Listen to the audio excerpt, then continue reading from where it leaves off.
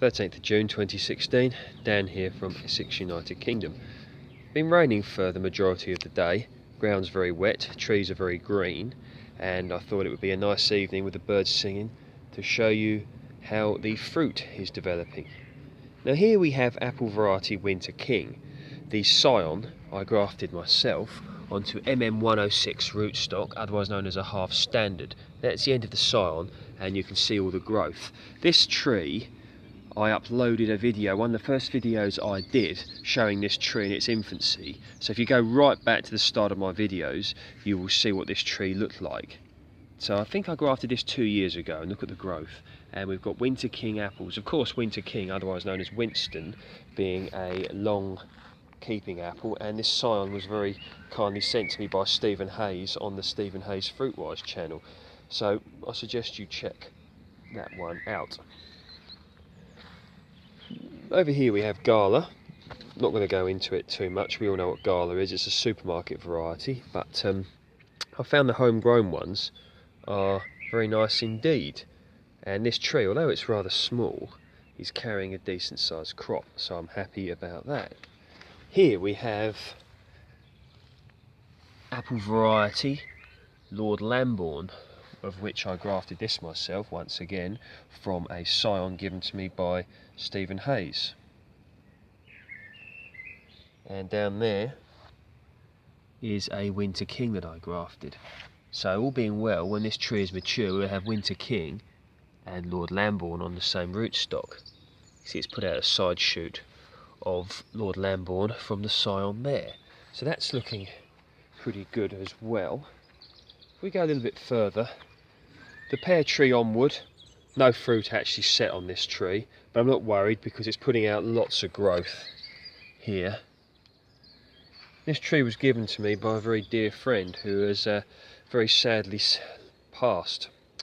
So every time I look at this tree I think of him, and he had an orchard himself, and he had some lovely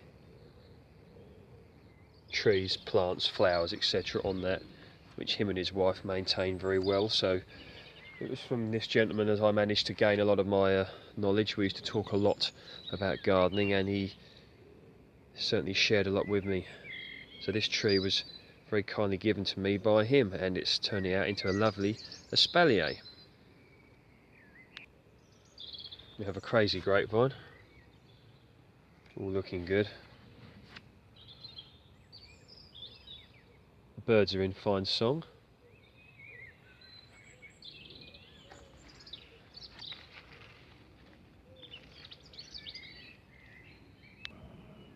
Looking up into the canopy of the quince tree, lots of quinces, lovely aromatic fruit, not grown too much in the UK anymore, but very popular in Eastern Europe.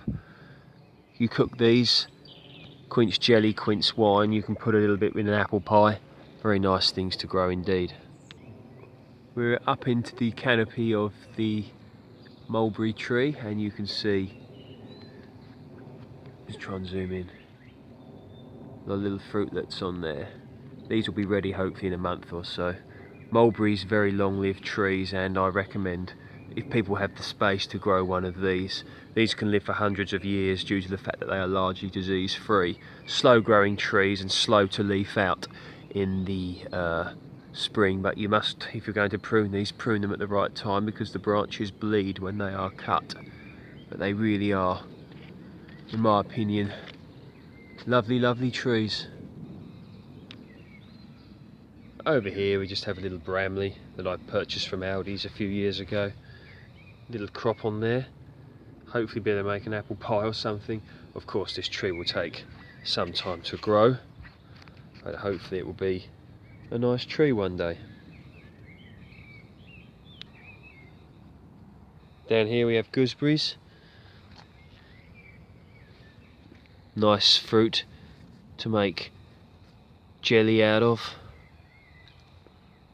Gooseberry wine is also good, great in pies.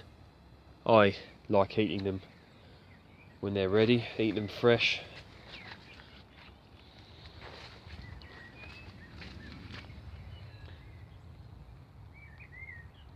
You can grow these in containers as well if you want.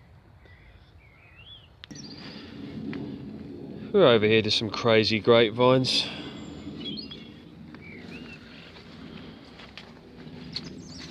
Going completely out of control, but I don't mind a bit of a wild garden.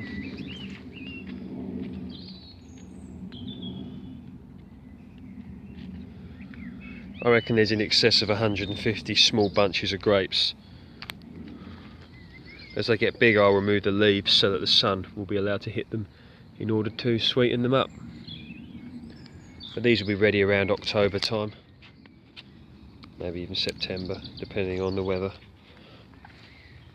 So what grapes do is, from a bit of last year's growth, they then put on a spur, like this for example, and on that spur you will then get your grapes.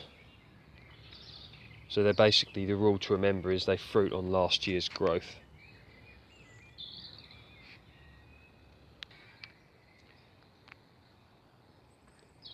And here we've got red currants. They're not so red yet, starting to redden up there.